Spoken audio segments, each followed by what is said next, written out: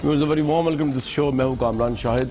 पाकिस्तान की अदालतों में, इलेक्शन कमीशन में इस वक्त एक्चुअली पाकिस्तान के दो अहम तरीन लीडर्स की क्रेडिबिलिटी का इशू चल रहा है। उनकी सदाकत और अमानत का मामला ज़ेर बहस है। नवाज शरीफ साहब की सदाकत और अमानत का और इमरान खान साहब की भी सदाकत और अमानत का। हम जानते हैं कि GIT बनाई गई है जो क्रिमिनल इन्वेस्टिगेशन है according to supreme court against Nawaz Sharif साहब और उनके दो बेटों को लेकर उनकी तफ्तीश की जा रही है। उसमें सवालनामा भी तैयार हो गया जिसमें फ्लैट्स के हवाले से बात की गई है। पहली कॉन्फिडेंशियल रिपोर्ट पेश कर दी गई सुप्रीम कोर्ट को जो क्लासिफाइड है, उसको सुप्रीम कोर्ट ने कहा वक्त आने पर वो ज़रूर डीक्लासीफाई करेंगे।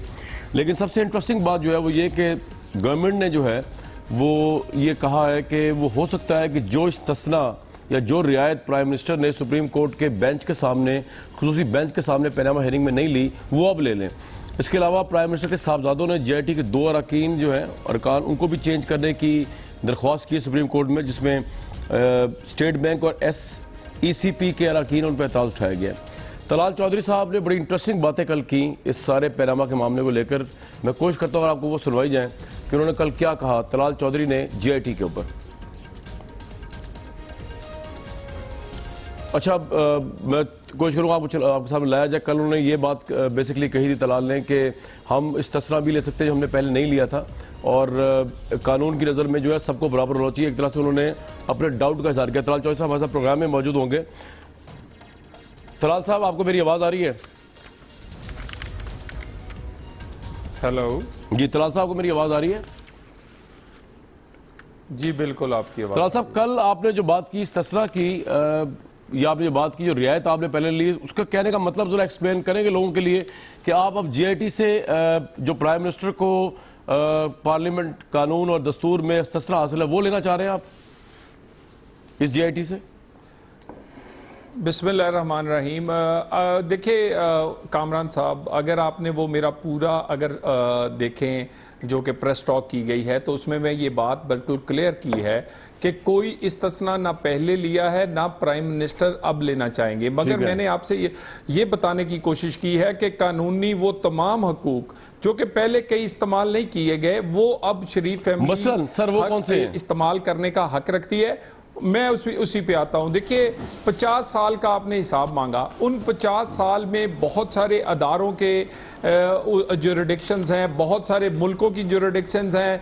5 ममालिक की ज्यूरिडिक्शंस डायरेक्टली हैं जिसमें UK है, जिसमें UAE है, सऊदी अरब है, पनामा है और इसी तरह पाकिस्तान है। इसी तरह मुख्तलिफ अदारों के कवानीन हैं जैसे कि FBR का कि 5 साल के बाद टैक्स कवानीन जो है वो नहीं खोले जा सकते। इसी तरह बैंक कहते हैं 7 साल बाद वो रिकॉर्ड को ज़ाया कर देते हैं। UK में भी चंद एक सालों का है कि उसके बाद वो अपने डॉक्यूमेंट नहीं रखते।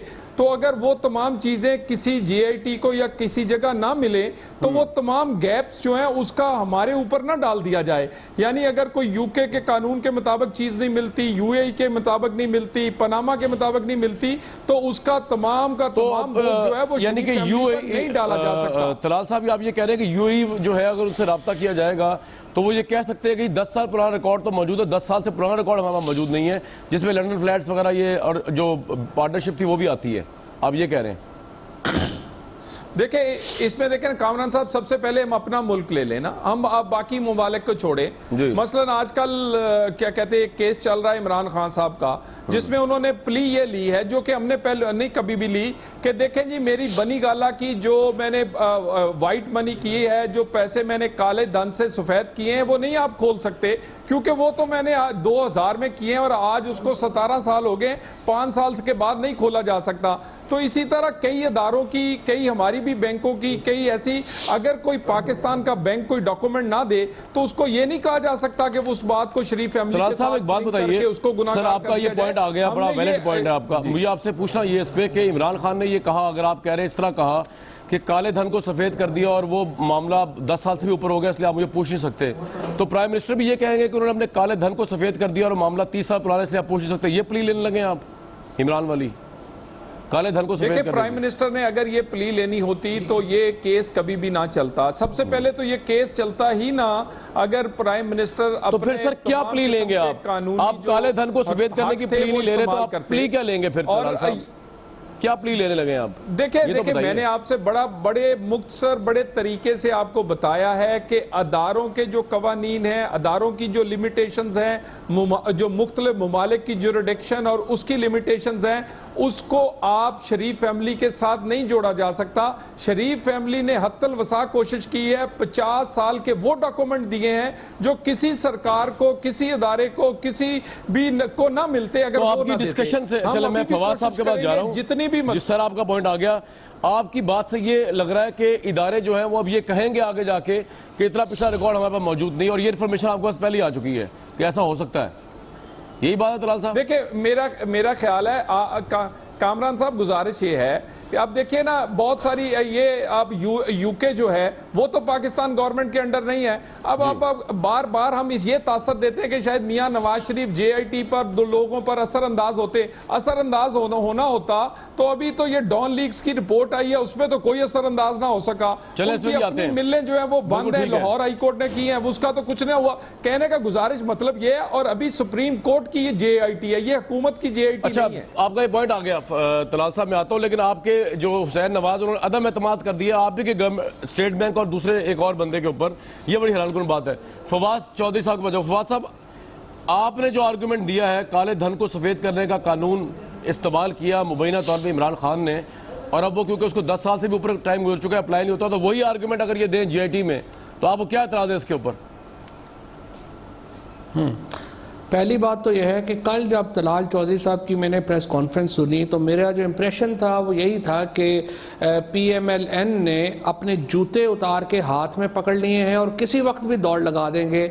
और आज 24 घंटों से कम वक्त में जो मेरा खदशा था वो दुरुस्त साबित हुआ जब हुसैन नवाज शरीफ साहब ने आज JIT के खिलाफ ये एप्लीकेशन मूव कर दी है कि दो जो उसमें अराकीन हैं उनके ऊपर उनको एतमाद नहीं है। यानी अब सरपट भाग रहे हैं, धूल उड़ रही है, और नून लीग आगे आगे है, कानून पीछे पीछे है, और यही वो मंजर था जो हम देखना चाह रहे थे और देख रहे हैं, और पूरी कौम जो है वो ये मंजर देख भी रही है और उसको समझ भी है कि ये हो क्यों रहा है। जहां तक तलाल चौधरी साहब ने बात की है इमरान खान की, इमरान खान का ना 1 रुपया काला धन है, ना ही हमने कोई इस तरह की इंडेमनिटी लेनी है। आज जो हमने कागजात जमा कराए हैं 1972 से लेकर के अब तक क्या 1-1 रुपए का बैंकिंग ट्रांजैक्शंस दी हैं। यानी उस दौर में जब नवाज शरीफ साहब के पैसे ऊँटों के ऊपर जाते थे उस वक्त ये मेरे पास एफिडेविट जो आपने जमा कराया, इमरान खान ने अपनी जो बैंकिंग ट्रांजैक्शंस हैं वो जमा करवाई हैं, और हमने 1-1 रुपए का हिसाब दिया है 1972 से। जो डिक्लेरेशन की बात कर रहे हैं बनी गाला की, वो एमनेस्टी स्कीम है 2000 की, उसका कोई ताल्लुक नहीं है काले धन से। नॉन डिक्लेरेशन 97 की जो है वो उसमें 92 में कवर होती है। 2002 में जो है ये अपार्टमेंट इमरान खान का जो एक मसलन जो स्ट्रेटजी है हमारे तलाल चौधरी साहब की और इन जैसे जो हमारे दूसरे नून लीग में दोस्त हैं, उनका ये कहना है कि वो कहते हैं ना कि इतना शोर मचाते हैं कि चोर भी आखे चोर हो चोर, उस्ताद दामन ने कहा था। तो ये सारे जो चोर हैं ये मिलके सब कोई चोर चोर चोर चोर चोर चोर चोर चोर चोर चोर चोर चोर कह रहे हैं ताकि ये लगे कि सारे ही चोर है यहाँ पे और किसी को पता ना चले। लोग इतने बेवकूफ नहीं है। इमरान खान की जिंदगी भी लोगों के सामने है, नवाज शरीफ साहब की जिंदगी भी लोगों के सामने है, हुसैन नवाज और हसन नवाज और मरियम बीबी की जिंदगी भी लोगों के सामने है। तो एक इनको मेरा मशवरा ये होगा कि लोगों को बेवकूफ समझना बंद कर दे, कम से कम इतनी मेहरबानी करें। अगर आपके पास डिफेंस है जाके JIT को दे, नहीं है कामरान साहब एक बात, अगर इमरान खान ने 2000 में अपना फ्लैट काले धन से सफेद ना किया हो, काले धन से सफेद ना किया हो 2000 में, 2000 में, तो मेरी बात सुने चौई फवाद साहब, मेरी बात सुने। झूठ बोलना, झूठ आप बोलते हैं बड़े अच्छे तरीके से, लेकिन भाई आपको पूरा टाइम दूंगा, लोगों को पता चले। जी तलाल साहब, कामरान साहब, अगर 2000 में इमरान खान ने अपना यूके का, आप देखें ना, ये यूके का फ्लैट जो है वो काले धन से वाइट ना किया हो, तो फिर मैं कहता हूं हम सारे केस वापस ले लेंगे, सारे के सारे। और खुदा का नाम माने, आपने माना कि हमारा काला धन है, आपने सफेद किया, आप उसके ऊपर, आप मुझे, मैं इस पे चैलेंज करता हूं, इस पे रखें अभी प्रोग्राम। मैं नकील साहब आपके से बात पास ऐसा सिस्टम होना चाहिए जो होस्ट होते हैं कि इनकी आवाज म्यूट करें आप। मैंने कर दिया जी, अब आप आ जाए। आपके पास ऐसा नबील सिस्टम भाई होना आपके चाहिए पास आ गया, मैं आपके पास आ गया। मेरा सवाल सुन ले अब जरा, सवाल तो सुन ले। ठीक है कामरान जी नबील भाई सवाल सुन ले। सवाल मेरा आपसे ये है करें कि फवाद चौधरी साहब नवाज शरीफ साहब को चोर कह रहे हैं, तलाल चौधरी साहब इमरान खान साहब को चोर कह रहे हैं। आपका क्या ओपिनियन है इन दोनों में से कौन सही बात कर रहा है, कौन गलत, या दोनों ही गलत हैं या दोनों ही सही हैं?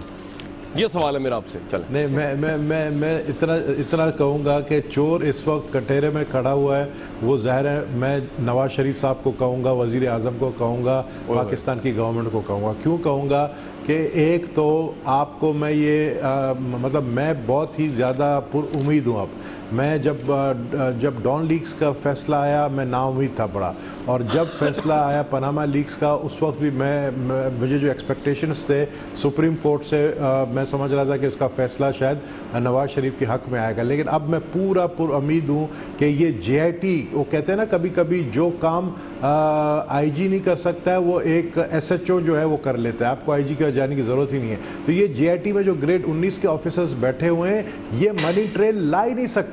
ये जो कहते हैं ना कि हम मनी ट्रेल की बात करते हैं, अव्वल तो मनी ट्रेल ये ला ही नहीं सकते, और ये जजमेंट इनको 60 दिन के अंदर देना है। जब ये जजमेंट लेकर जाएंगे मनी ट्रेल का, और वहाँ पर जब मनी ट्रेल का जजमेंट नहीं दे सकेंगे तो सुप्रीम कोर्ट को नवाज शरीफ के खिलाफ जजमेंट देना पड़ेगा, क्योंकि सुप्रीम कोर्ट एक ऐसा इदारा है वो अपने ऊपर कोई कीचड़ जो है वो अपने ऊपर नहीं मलेगी। तो मैं यही समझता हूँ कि नवाज शरीफ साहब की कहानी मुक गई है, और तलाल चौधरी पर्सनल ना हो, किसी को गालियाँ, या चौधरी फवाद को भी मैं बोलूँगा कि एक दूसरे को जो है आप लोग बैठ के सोशल मीडिया की आपने देख लिया ना क्या हुआ, एक दूसरे को गालियाँ देने से जो है आप लोग ने फिर हमारे एक ऐसे इदारे के पीछे पड़ गए जिसके पीछे नहीं पड़ना चाहिए था, और गिरफ्तारियाँ हो रही हैं, और फिर जब गिरफ्तारियाँ होती हैं तो आप लोग कहते हैं कि जी जो हमारी जो आवाज़ है उसको दबाया जा रहा है। तो कम से कम इस चीज़ को मान लें कि नबील तो भाई आप नहीं है, हम उस प्राइम मिनिस्टर को बचाना चाह रहे हैं जिसको सऊदी अरब में बेइज्जती उठानी पड़ी। हम उस प्राइम मिनिस्टर को बचाना चाह रहे हैं जिसको सऊदी बादशाह ने प्राइम मिनिस्टर नहीं समझा, उसको भी पता था कि ये प्राइम मिनिस्टर नहीं रहेगा, उसने उससे हाथ तक नहीं मिलाया, उससे तकरीर नहीं करने दिया, उससे प्राइम मिनिस्टर ने जाके सऊदी अरब में ये नहीं बोल सका कि इंडिया हमारे साथ क्या कर रही है, या हमारे साथ ईरान क्या कर रहा है, या अफगानिस्तान हमें क्यों धमकियां दे रहा है, वो कोई बात ही नहीं कर सका। आप अरब समिट की बात करते हैं, अरब समिट तो सबसे पहले जुल्फिकार अली भुट्टो ने बुलाया था 1974 में, और अब जो है अरब समिट हो रहा है जिसमें प्रेसिडेंट ऑफ अमेरिका बैठ रहा है। तो ये तारीख आप देखें, तारीख की तब्दीली। नबील भाई मुझे एक बात बताइए, दोनों मेरे दोस्त बैठे हुए हैं, एक सवाल का जवाब दीजिए। आप मुल्क के प्राइम मिनिस्टर को चोर कह रहे हैं, ये तो बड़ी यार ज्यादती नहीं है आपकी तरफ से? हमने थोड़ी, मैंने क्या चोर बोला? चोर अभी आपके सामने पीटीआई वालों ने बोला, आपके चोर अभी आपके सामने सुप्रीम कोर्ट ने कहा। मुझे बताओ यार आप लोग, यानी मुझे ये आप बड़े अच्छे होस्ट हो, लेकिन मुझे एक चीज समझ नहीं आती जी। 5 जजेस में से 2 जज कह रहे हैं कि ये चोर है, सादिक अमीन नहीं है। सादिक अमीन का मतलब क्या होता है? मैं अपने आप को बार बार, मुझे लोग कहते हैं यार ये बातें नहीं करो, तुम डिस्क्वालीफाई हो गए, अगला इलेक्शन नहीं लड़ सकते हो। पाकिस्तान के अंदर, इस पार्लियामेंट के अंदर कोई सादिक अमीन नहीं है। और ये माने जब 1-2 जजों ने कहा, जो फ्यूचर चीफ जस्टिस है, आने वाला जो चीफ जस्टिस है, वो कह रहा है कि सादिक अमीन नहीं रहा नवाज शरीफ। 2 सुप्रीम कोर्ट के जजों ने कहा, 3 ने उसके ऊपर जो है कोई स्टेटमेंट नहीं दी। तो इसका मतलब सुप्रीम कोर्ट कह रहा है कि वो सादिक अमीन नहीं रहे, तो बात ही खत्म हो गई। अब अपनी कुर्सी को जबरदस्ती बचाना और मुल्क को नुकसान पहुंचाना, और मुल्क को किस तरह नुकसान पहुंचा रहे हैं। आप जितना कोशिश करें नवाज शरीफ साहब, आप कुलभूषण यादव को बचा नहीं सकते हैं। आप जितनी अपनी दोस्ती मोदी के साथ दिखाने की कोशिश करेंगे, आप जो है कुलभूषण को छुड़वा नहीं सकते हैं। और पूरी कोशिश इनकी लगी हुई है कि कुलभूषण यादव को फांसी नहीं। यार एक तो आप ना मुल्क के प्राइम मिनिस्टर की हुब्बुल वतनी भी चैलेंज कर देते हैं, इसमें मुझे बड़ा आपसे एतराज है। मतलब वो कुलभूषण को क्यों बचाना चाहेंगे? मुझे आई फेल टू अंडरस्टैंड कि वो उनका भी सेंटीमेंट वही है जो मेरा और आपका है कुलभूषण यादव पे। तो इसलिए नहीं, अच्छा मैं सिर्फ इतना कहूंगा कामरान, मैं इतना कहूंगा, प्राइम मिनिस्टर एक स्टेटमेंट प्राइम मिनिस्टर का दिखा दे जिसमें उन्होंने कहा है कि कुलभूषण यादव जो है वो रॉ का एजेंट है और हमने सही पकड़ा है और उसको जो है फांसी लगेगी। मुझे एक चीज बताएं, इंटरनेशनल। चले अब आपने बड़ा कह दिया, बड़ा कुछ कह दिया नबील भाई, अब जरा मैं रिस्पॉन्ड ले लूं। आपने बड़ा कुछ कह दिया। तलाल चौधरी साहब ये कह रहे हैं कि मुल्क का प्राइम मिनिस्टर कटहरे में है, चोर है, इसलिए सऊदी अरब में भी उनकी बेइज्जती हुई, पाकिस्तान की बेइज्जती हुई, और प्राइम मिनिस्टर को इसी वजह से वो JIT चल रही है, वो कटहरे में खड़े हुए तकरीर करने का मौका नहीं दिया गया। आप भी इसको इस तरह देख रहे हैं या आप क्या इस तरह नहीं देख रहे? ऑब्वियसली आप तो नहीं इस तरह देख रहे होंगे। देखिए एमक्यूएम के हमारे जो नुमाइंदे गबोल साहब हैं और पीपल्स पार्टी। ये मेरा मतलब है कि एमक्यूएम में था, अभी पाकिस्तान पीपल्स पार्टी वो में हूं। थोड़ा मैं बोल गया, मेरे ज़हन में नहीं रहा क्योंकि बड़ी तेजी से तब्दीलियां आती हैं तो याद नहीं और रहा। बचपन में आप जिस मदरसे में जाते थे ना, मैं उस मौलवी को भी जानता हूं जिस मदरसे में आप उसके बाद जाते थे। कायदे आजम और पता नहीं कौन कौन से को क्रेडिट नहीं दे, मैंने बड़े आराम से सुना है और इनसे ज्यादा बदतमीज हूं मैं और इनको ज्यादा बेहतर जवाब दे सकता हूं। पार्टियां बदलने से इंसान ज्यादा कोई मुंह फड़ नहीं हो जाता, जरा बंदे को करैक्टर देखना चाहिए और फिर टीवी पर बैठ के आके बड़ी बड़ी बातें करने से पहले अपने अंदर को सोचना चाहिए। जरा आराम से बात सुने, आराम से। अगर नहीं सुनेंगे मैं आपकी बात नहीं होने दूंगा और आप बहुत अच्छे सियासतदान नहीं है। आप कभी किसी की पूछ पकड़ते हैं, तमीज को छोड़ते के पीछे लगते हैं, सब तमीजदार है। बात अच्छा रिस्पॉन्ड दे के लिए आप तलाल भाई, जगह मैं तो मेरी बात को छोड़ता हूं, जो चोर है मैं चोर बोलूंगा, क्यों मेरी बात के दरमियान बोले, क्यों मेरी बात के दरमियान बोले? चमचागिरी करके आपको ये लियारी वाली बदमाशी कितनी चमचागिरी करोगे यार? ये लियारी वाली बदमाशी कहीं और करोगे। इनको तमीज सिखानी ना, वो मुझे आती है, मैं सिखा दूंगा तमीज। तुम्हारे को मिनिस्ट्री नहीं मिली, लोगों को 8 महीने तुम क्या सिखाओगे? या एमक्यूएम में तुम अपने घर में नहीं जा सकते हो, इसको तुम अपने घर में जाकर बताओ। नहीं तो मुंह कम से कम इसका मैं तुम्हें तुम्हारे घर के अंदर नहीं, मैं बिल्कुल नहीं, मैं आप नहीं कर सकते मुंह बंद। आपके दादा बाप को भी हिम्मत नहीं है मेरा मुंह बंद करके। आप क्या बात करते हो? ये पीटीआई वाले बात आगे तक चली गई। अब जरा तलाल साहब की बात सुनिए, नबील भाई ठंडे हो जाइए जरा। आप क्या तलाल साहब की बात, अब जरा यार बाप दादा तक बात चली गई, ये जायज बात नहीं है। सारी दुनिया जानती है तलाल साहब में क्या करते रहे। तलाल साहब रिस्पॉन्ड कर दे। अच्छा मेरी बात सुनिए, नबील कबूल साहब ने एतराज किया, उस एतराज का जवाब दें। नवाज शरीफ साहब कटहरे में खड़े इसलिए सऊदी अरब ने भी उनकी इज्जत नहीं की, इसका जवाब दें आप।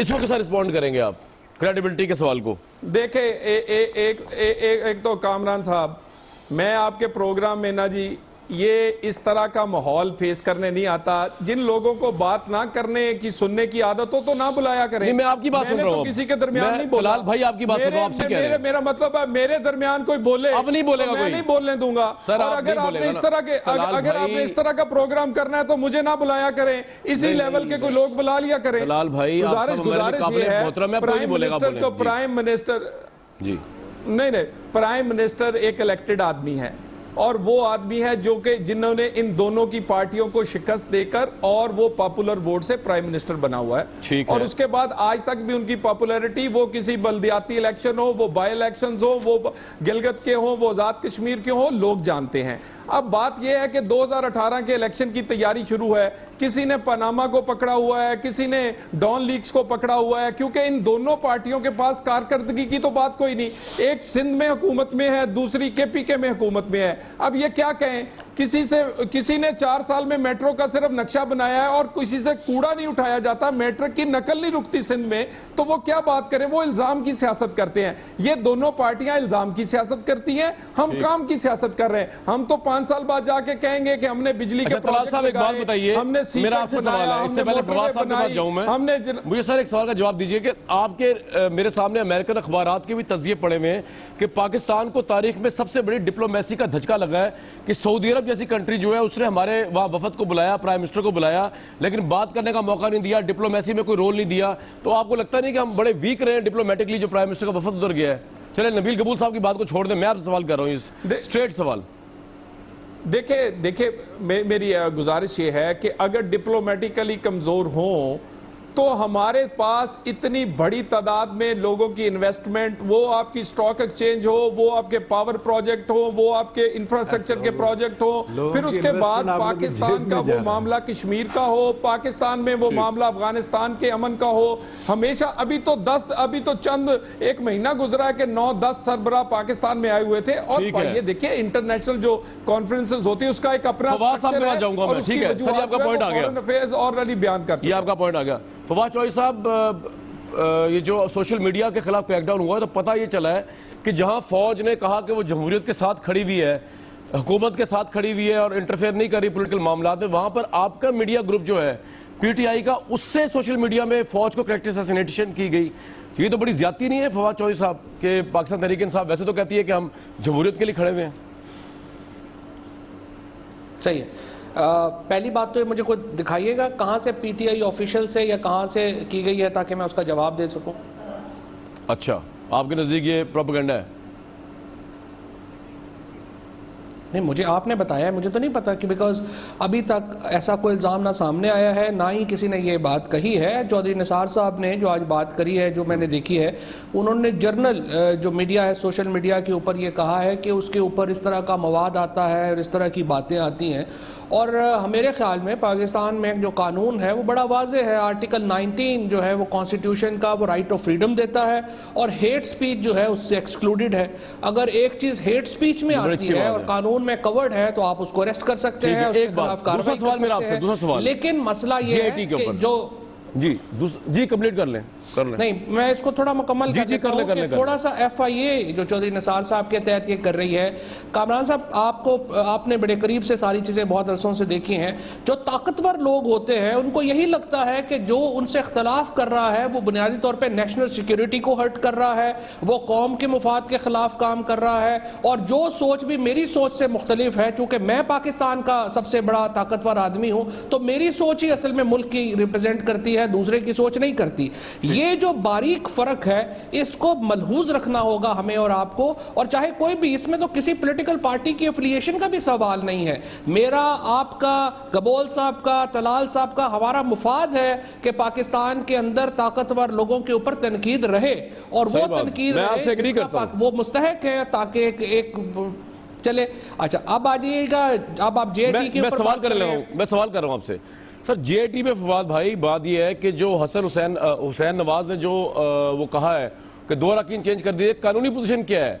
क्या वो चेंज हो सकते हैं उनके कहने पे या नहीं चेंज हो सकते, या आप फिर काउंटर करेंगे उसको क्योंकि आप पार्टी हैं उसके अंदर? अच्छा, अब आप थोड़ा सा अगर पहली तारीख के वापस जो हुई थी तो आपको याद होगा कि स्टेट बैंक और SCCP के जो दोनों लोग थे उनके नाम सुप्रीम कोर्ट ने मुस्तरद किए थे। उसके बाद इन दोनों के सरबराहान को बुलाया गया था, उन्होंने नाम दिए और सुप्रीम कोर्ट ने इन दोनों नामों को चुना। लिहाजा ये वो नाम है खालिस्तन जो सुप्रीम कोर्ट ने अपॉइंट किए हैं। अब एतराज जो हुसैन नवाज साहब का है, देखिए बड़ा दिलचस्प है। वो कह रहे हैं कि एक का ताल्लुक मुशर्रफ साहब से है, एक का ताल्लुक जो है वो PTI से है। SCCP को आप देखें कि गवर्न कौन करता है, इसहाक डार साहब। स्टेट बैंक और SCCP दोनों के ऊपर सरबराह है, वो एक्यूज्ड है। तो आप बताइए कि इसहाक डार ज्यादा इन्फ्लुएंस करते हैं या कोई चाचे मामे फूफी? ये बड़ा इंपॉर्टेंट सवाल है। मेरे ड्राइवर के फूफी का बेटा जो है वो इकट्ठा है। तो अब हम एग्जैक्टली क्या बात कर रहे हैं इमरान खान और हम लोग बात क्या कर रहे हैं? हम लोग इसीलिए कह रहे हैं कि नवाज शरीफ साहब को इस्तीफा दे देना चाहिए क्योंकि वो इन्फ्लुएंस करेंगे JIT को। ठीक है, अगर इस तरह का अगर आप समझते हैं कि इस्तीफा तो वो नहीं देना चाहिए तो फिर बड़ी सिंपल बात है, इस्तीफा तो उन्होंने यार। मैं आपसे यही कह रहा हूं ना, फिर अब बाकी सारे सरकारी अफसरों को हम क्यों सस्पेंड करते हैं इंक्वायरी मुकम्मल होने से पहले? हम जो जेलों में लोग पड़े हुए हैं, फैसला आने से पहले वो जेलों में क्यों पड़े हुए हैं, उनको भी फिर रिहा कर देते हैं हम सबको। मैं एक ब्रेक लूंगा, वापस आऊंगा। नबील गबूल साहब से मेरा सवाल ये है कि आप जो बात कर रहे हैं प्राइम मिनिस्टर की क्रेडिबिलिटी नहीं रही, वो कटहरे में खड़े हो गए, सऊदी अरब में उनको लिफ्ट नहीं कराई गई। तो तलाल साहब ने पॉइंट तो बड़ा वैलिड उठाया, पाकिस्तान में इन्वेस्टमेंट आ रही है, साथ साथ मुल्कों के सरबराह मुमलिकत आ रहे हैं। अगर ये क्रेडिबिलिटी नहीं है प्राइम मिनिस्टर की तो और क्या है? इसके पे बात करेंगे ब्रेक के बाद।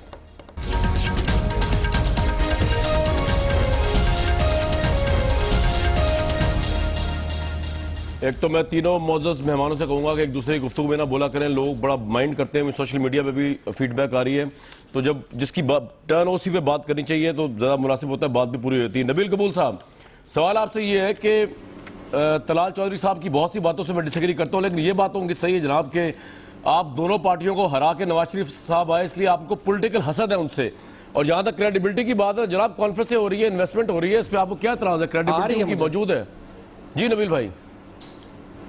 नहीं, देखें, हसद हमें किस बात का होगा? हमें इस बात की खुशी है, हराया आपको ये हसद है? हमारे मुल्क के प्राइम मिनिस्टर पाकिस्तान का नहीं हराए तो चले, हमें पता है कि RO इलेक्शन था, किस तरीके से RO उसको ख़रीद लिया गया, लास्ट मोमेंट में जीत कौन रहा था और जीता कौन। 11 बजे किस तरह नवाज शरीफ साहब को पता चल गया कि मैं जीत चुका हूँ, हालांकि 11 बजे तक जो है मेरी रिजल्ट नहीं आई थी, जो कि पाकिस्तान के हाईएस्ट वोट 1,80,000 वोट मिले थे। तो मैं ये सिर्फ ये कहना चाह रहा हूँ कि ये जो बातें कर रहे हैं तलाल चौधरी साहब, एक तो उनको चाहिए कि पहले ही ये इनको इतना ज़्यादा क्रिटिसिज्म का सामना करना पड़ता है इनके एटीट्यूड के वजह से। इमरान खान ने शायद इन्हीं का नाम मोटू गैंग रखा हुआ है।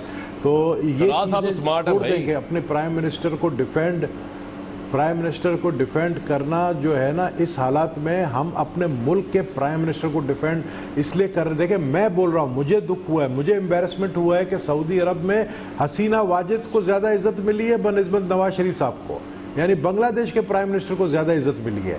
मैं इस बात पर हूँ कि भाई देखें, आपकी जो फॉरेन पॉलिसी है, आपके पास फॉरेन मिनिस्टर नहीं है, आपके पास कोई ऐसा काबिल फॉरेन एमएनए नहीं है जिसको आप फॉरेन मिनिस्टर बना सकें। तो आप इस चीज़ को माने कि आपकी फॉरेन पॉलिसी के वजह से कितना नुकसान हुआ है पाकिस्तान को, हम इंटरनेशनली आइसोलेट हुए हैं, इस बात को आपको मानना पड़ेगा। अच्छा नबील भाई, एक ऑब्जेक्टिव सवाल है, एक ऑब्जेक्टिव सवाल है मेरा आपसे। जिस वक्त जरदारी साहब के ऊपर एनआरओ केसेस और करप्शन के मामला चल रहे थे, आप भी पीपल्स पार्टी में, दूसरे लोग भी थे, आप लोग डिफेंड करते थे ना जरदारी साहब को, तो वो इनके भी कायद है, जब तक वो मुजरिम साबित नहीं होते वो क्यों ना डिफेंड किया करें उनको। ये तो आप अजीब बात कर रहे हैं, क्यों डिफेंड कर रहे हैं? नहीं, वो करें, चले वो करें, डिफेंड करें, लेकिन मैं सिर्फ इतना कह रहा हूँ कि इस वक्त पोजीशन ये है कि पाकिस्तान का जो प्राइम मिनिस्टर है, अभी आपने देखा कि 10 most corrupt politician in the world में नंबर 1 पर आया। क्यों आया? मुझे एक चीज़ बताएं, किस लिए आया? ये पनामा लीक्स में नाम आया है, माल्टा के वजीर आज़म ने इस्तीफ़ा दिया, क्यों दिया? उसके साथ साथ यूक्रेन के वजीर आज़म ने इस्तीफ़ा क्यों दिया? क्योंकि पनामा लीक्स में उनका नाम आ चुका है। अगर हमारे प्राइम मिनिस्टर का नाम आया था और उसके बाद सुप्रीम कोर्ट के 2 जजेस कहते हैं कि वो सादिक अमीन नहीं रहे, तो बेहतर होता पाकिस्तान के इमेज के लिए कि वो स्टेप डाउन करते। स्टेप डाउन के बदले में उन्होंने क्या किया है कि एक कुलभूषण को बचाने के लिए वो कह रहे हैं कि हम और कुछ अरसा प्राइम मिनिस्टर रहे ताकि कुलभूषण को बचा सके। चले तो सिर्फ प्राइम मिनिस्टर पानी का पानी हो जाएगा कुलभूषण को बचाने के लिए। तलाल भाई ये बताएं कि आपको as a party member, election जब होगा देखेंगे ना। तलाल भाई आपको एज अ पार्टी मेंबर नजर नहीं आ रहा है। अच्छा, आपको नजर नहीं आ रहा। आपको आप वरिड है एज अ पार्टी मेंबर के नवाज शरीफ साहब पे पैनामा केस की हेयरिंग की वजह से, जीआईटी क्रिमिनल इन्वेस्टिगेशन की वजह से आपकी पार्टी की लीडरशिप की क्रेडिबिलिटी इतनी नीचे जा चुकी है, जैसा नबील कबूल साहब फरमा रहे हैं कि आप शायद इलेक्शन ही नेक्स्ट हार जाए इस वजह से। आपको ये फिक्र है कि हसीना वाजिद को ज़्यादा इंपॉर्टेंस मिल रही है पाकिस्तान से सऊदी अरब में, जो नबील साहब फरमा रहे हैं, ये आपको तशवीश है इस बात पर या नहीं है? कामरान साहब, एक मैं गुजारिश कर दूं, पाकिस्तान में मैं सबसे ज़्यादा अच्छे हालात फैसलाबाद के और उसके बाद पंजाब के जानता हूं, और यकीनन पाकिस्तान का भी कुछ ना कुछ हालात का मुझे पता होगा। पंजाब में जो सबसे बड़ा सूबा है उसमें जो तकरीबन 150 कौमी असेंबली की सीटें हैं, मेरी बात ज़रा नोट कर लीजिएगा। जी मैं कर रहा हूँ। शायद पीपल्स पार्टी के पास 150 लोग भी ना हों, 150 तो दूर की बात है, 50 भी टिकट नहीं लेंगे। ये तो हालात हैं इनके। बाकी पीटीआई है, उसकी दौड़ लगी हुई है कि नंबर 2 कहीं से भी हाथ आए, क्योंकि किसी ना किसी जगह से भी कोई बंदा, आज भी उन्होंने एक शामिल किया है, कभी इधर से शामिल करते हैं, उधर से शामिल करते हैं कि शायद ये जीत सकें। लेकिन गुजारिश ये है कि पिछली दफा इन्होंने बड़ी मुश्किल, जब सुनामी अरूज पर था, जब सुनामी की लहरें जो थी वो बाहर आ रही थी वो टीवियों से भी, उस वक्त भी इनको 10 सीटें भी नहीं मिली थी पूरे। तलाल भाई आप ये मानते हैं कि असल मुकाबला जो है वो, बात सुने ना जी, तहरीक इंसाफ के साथ होगा आपका, ये तो मानते चल पीपल्स पार्टी को मैनेज कर दिया आपने, टफ मुकाबला होगा आपको।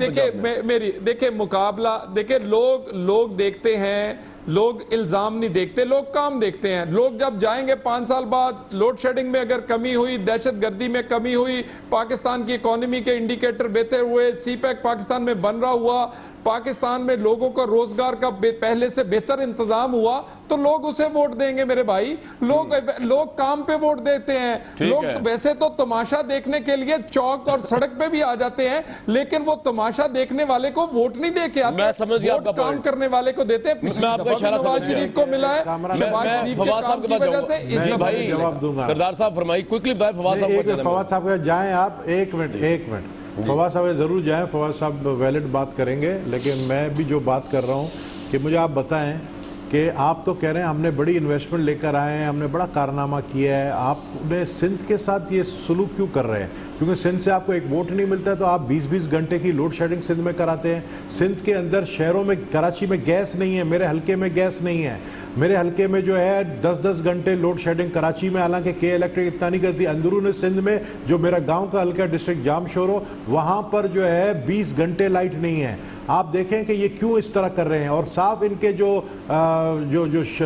अपने आप को शेर कहते हैं, आबिद शेर अली, मैं देखें बकरी अगर शेर का खाल पहने तो वो कभी भी शेर नहीं हो सकता है। और दुम कटे शेर हमने बहुत देखे हुए हैं। इस तरह जो है वो अगर स्टेटमेंट देता है कि जी सिंध के लोगों को हम जेल में डालेंगे क्योंकि वो बिजली का बिल पे नहीं करते, वो चोर हैं, इस तरह के स्टेटमेंट इनके मिनिस्टर देते हैं। तो आप मुझे बताएं आप लोगों ने क्या कारनामा किया है। एक तो आपको पता है सिंध से आपको वोट नहीं मिलेगा, सदर्न पंजाब से आपको वोट नहीं मिलेगा, अब आपके पास बच गई सेंट्रल पंजाब। सेंट्रल पंजाब में मुकाबला हम आपको देखें, पीपल्स पार्टी लंबे रेस का घोड़ा है। पीपल्स पार्टी आपको वक्त पे बताएगी कि हम कितने सीटें उठा सकते हैं। फवाद साहब से बात कर लो इसी बाकी मुद्दे पे। पीटीआई वाले आप लोगों को मुंह देने के लिए काफी हैं। राइट। फवाद साहब, फिर मुकाबला किसके दरमियान हो रहा है पंजाब में? ये इल्जामात की सियासत को साइड पे रखे, अब तो इलेक्शन ये आया खड़ा। नहीं, बात आपकी सही है। देखें, अगर इलेक्शन जो है वो नवाज शरीफ साहब, ये जीआईटी का फैसला जो है वो उनके खिलाफ आता है, जो इंशाल्लाह आएगा, तो फिर इसका मतलब यह है कि सितंबर अक्टूबर में इलेक्शन होंगे, और वरना मार्च के बाद जाहिर है कि पीएमएलएन इलेक्शन कराने का सोचेगी। सो इलेक्शन के लिए तो यही 6-8 महीने की विंडो है जो है वो बिल्कुल सही है। और मुकाबला जाहिर है कि पंजाब में 150 सीटों के 148 सीटें हैं टोटल, वहाँ पर तो पीएमएलएन और पीटीआई का मुकाबला है। सिंध में पीटीआई और पीपल्स पार्टी का मुकाबला है। केपी में पीटीआई और जेयूआई एएनपी जो लोकल पार्टीज है उनका मुकाबला है। और बलूचिस्तान में पीटीआई और लोकल सरदारों का मुकाबला है। लिहाजा एक कांस्टेंट है वो है पीपल्स पार्टी। बाकी हर सूबे में मुखालिफ जो है वो बदलेंगे। जाहिर है इनकी जितनी जितनी एक पॉलिटिकल हैसियत है उसके मुताबिक मुखालिफिन होंगे, लेकिन पीपल्स पीटीआई वो दोबारा बोलिएगा जी। तलाल साहब क्या कह रहे हैं? तलाल तो ऐसा फवाद साहब के मुंह से निकल गया है कि एक मुस्तकिल है, कंटिन्यूस है, वो है पीपल्स पार्टी। वो पीटीआई कहना था इन्होंने, मैंने इनकी गलती की तस्दीक की है मैं अपने भाई जी। ठीक कोई बात नहीं, ठीक है तलाल चौधरी साहब, बहुत मेहरबानी, आपने तस्दीक किया है। फैसलाबाद में इंशाल्लाह आपको पता चल जाएगा ना जनाब के हल्के में कि किसका है। अच्छा, एक जो है पीटीआई कांस्टेंट है, मुखालिफिन जो है बदलते रहेंगे। 272 सीटों में से पीटीआई जो है वो मैक्सिमम सीट्स के ऊपर कंटेस्ट करेगी। बाकी सारी पार्टीज पीएमएलएन 160-70 के ऊपर। बिल्कुल ठीक है जी। नबील भाई, आपकी पोजीशन क्या चल रही है? आपके लोग तो टूट के जा रहे हैं। फिरदौस आशिक अवान चले गई पीटीआई में, नूर आलम चले गए पीटीआई में। ये फवाद भाई जो है मीठी मीठी बातें करके आपके सारे कैंडिडेट और भी इंशाल्लाह नबील कबूल साहब भी अगले वीक इंशाल्लाह नबील कबूल साहब भी अगले वीक पीटीआई के प्लेटफॉर्म से बैठे। नबील कबूल साहब आ गए थे, बड़ा वैसे बस काम खराब किया किसी ने दरमियान में। अच्छा, वाह जी वाह, क्या बात है। नहीं, नूर आलम जो है वो पीटीआई में चले जाएं, सब देखें वोट मिलता है। आपको पता है कि जरदारी साहब को, तलाल साहब बैठे, उनको वोट नहीं मिलता है। जरदारी साहब वोट मिलते हैं, चौधरी तलाल को वोट नहीं मिलता है, वो मुस्लिम लीग नून को वोट मिलता है, नवाज शरीफ को मिलता है। पाकिस्तान पीपल्स पार्टी में भी जो वोट मिलता है वो भुट्टो के नाम पे वोट मिलता है, नबील कबूल को नहीं मिलता है या कमर जमान कायरा को नहीं मिलता है। तो ये चीज़ें देख लें कि मुझे बताएं कि ये चलो इमरान खान मेरा दोस्त भी है, मुस्लिम लीग नून के लिए भी चलो मैं कुछ इज्जत के अल्फाज भी बोल दूँ। किसी भी सियासी जमात के लीडर ने उंगली कटवाई है? हमने चार लाशें उठाई हैं, हमने चार लाशें एक ही घर से भुट्टो फैमिली की। तो कुर्बानियां तो यार हमने दी हैं, तो लोग उन कुर्बानियों को देखेंगे। कुर्बानियां अपनी जगह पे, परफॉर्मेंस अपनी जगह पे। मैं सेंट्रल कमेटी का मेंबर था। परफॉर्मेंस मुझे बताए, परफॉर्मेंस अगर आप परफॉर्मेंस की लिस्टें निकाल लें, कभी अकेले आप मुझे टाइम दें जब दाखिला। सर मैं आता हूं इस पॉइंट पे, 2008 तलाल साहब के पास चला जाऊं। क्या इन्वेस्टमेंट हुई है पाकिस्तान? तलाल भाई एक बात बताएं, बड़ा तशवीश पाई जा रही है पॉलिटिकल पार्टीज में भी और आम लोगों में भी कि जिस तरीके से कुलभूषण यादव का मामला डील किया गया मुकदमे में, ये वो कि ऐसा तो नहीं होगा उसको प्रेसिडेंट ऑफ पाकिस्तान गवर्नमेंट के कहने पर माफ कर देंगे और इंडिया के हवाले कर दिया जाए? कभी डिस्कस हुआ आपकी पॉलिटिकल पार्टी, पार्लियामानी पार्टी में प्राइम मिनिस्टर के साथ कुलभूषण का करना? तलाल चौधरी साहब बेचारे, इनकी जो है वज़ीर आज़म से मुलाकात इनके एमएनएस की कब होती है? तलाल चौधरी साहब ये फवाद साहब को फिक्र करने की जरूरत नहीं है, फवाद साहब को फिक्र करने की जरूरत नहीं है। ये हमारे एमएनएस का लीडर का मामला है, कितनी दफा होती है नहीं होती, छोड़े इस बात को। उस बाकायदा लुड़ियां होती हैं, एक दूसरे को खाना खिलाते हैं। आज मियां साहब को देखा जिंदा सामने बैठे हुए। अच्छी बात है, लीडर का चेहरा देख के मेरा ख्याल है कि खुश होता है इंसान। एक तो कोई सीरियस बात कर लें। गुजारिश ये आप है करें, कि serious। अल्लाह की मेहरबानी से इसमें कोई शक नहीं है कि हमारे लोग जो हैं वो पार्टी लीडर को मिलके भी खुश होते हैं, बात करके भी खुश होते हैं, और वो लीडर भी ऐसा है कि जो मिलके आता है वो खुश मिले ही तो कभी निकलता नहीं है। बाकियों के बारे में मैं अभी बात नहीं करता। मिले तो बाकी कभी नहीं। अगली बात ये है कि ये जो आपने कुलभूषण अच्छा, आप की बात कसम से की है, सच्ची बता दें, देखिए, आखिरी दफा नवाज शरीफ साहब से कब मुलाकात हुई थी? आखिरी दिन पहले ये बता दो तलाल चौसा, ये बता दे आखिरी दफा नवाज शरीफ साहब से आपकी मुलाकात कब? फवाद साहब, मेरी गुजारिश सुने। ये मेरा और मेरे लीडर का, और मैं आपको अगर मैं सिर्फ और रियाज मुलाकातें बता दूं या बाकी एमएनएस की, तो भाई आपको एक मशवरा खत्म हो गया। मैं तलाल साहब से बात कर, तलाल भाई आपको एक मशवरा दूं राइट स्पिरिट में। यार मेरी बात तलाल साहब से करा दें। और नवाज शरीफ साहब, ये हमारी फेडरल गवर्नमेंट है। तलाल भाई आपको एक मुफ्त मशवरा दूं। आपने कहा कि नवाज शरीफ साहब को मिलकर आपके पार्टी और जो लोग मिलते खुश हो जाते हैं, तो ये सरदार नबील गबोल हो गए, ये फवाद चौधरी साहब हो गए, इनको भी मिलवाएं, ऑपोजिशन के लोगों को मिलवाएं, ताकि वो भी खुश हो और थोड़ी इनके दिलों पे नवाज शरीफ साहब के खिलाफ थोड़ी सी नहीं, अपने मोहब्बत बढ़े, मोहब्बत बढ़े जरा मियां साहब के लिए। वैसे मैं एक बात बताऊं आपको तलाल भाई, एक मिनट मेरी बात तो सुनिए पूरी। मैं जब उनको मिला लास्ट टाइम, कामरान साहब, मैं उनको जब मिला मैं बड़ा खुश हुआ। यकीन करें बड़े मॉडेस्ट और बड़े झुके हुए आदमी हैं। तो मैं कहता हूँ नबील गबूल साहब को मिलाएं और फवाद साहब को मिलाएं, उनसे चाय पिलवाएं, तो इनके दिल मोम हो जाए। ये भी शायद पीएमएलएन में ना है, लेकिन खुश हो जाएंगे ये। अब बताइए तलाल साहब क्या कह रहे हैं? मैं नवाज शरीफ को तलाल चौधरी से ज्यादा जानता हूं, बहुत पुराना, मैं उनको 25 साल से जानता हूं, उनके ऑपोजिशन। तो आप खुश नहीं हुए उनको मिलके मियां साहब को, जिस तरह मैं खुश हुआ, तलाल भाई खुश होते हैं? नहीं, देखें, मेरा ख्याल है कि कामरान साहब बहुत सारी बिल्कुल सब इज्जत देते हैं। नहीं अच्छे पर्सनल लेवल पे अच्छे आदमी। मैं एक ब्रेक लूंगा इसी बात पे। पर्सनल लेवल पे अच्छे आदमी है जी। जमहूरियत की स्पिरिट ये है कि हम एक दूसरे की डिस्कशन के दरमियान ना बोलें, और जमहूरियत की स्पिरिट ये भी है कि पोलिंग डे वाले दिन जो है एक दूसरे के बैलेट बॉक्स जो है उनको मैनिपुलेट ना किया जाए। उम्मीद है पाकिस्तान का इलेक्शन पाकिस्तान की तकदीर बदल देगा। ये वाला 2018 का। हमें दीजिए कल तक इजाजत।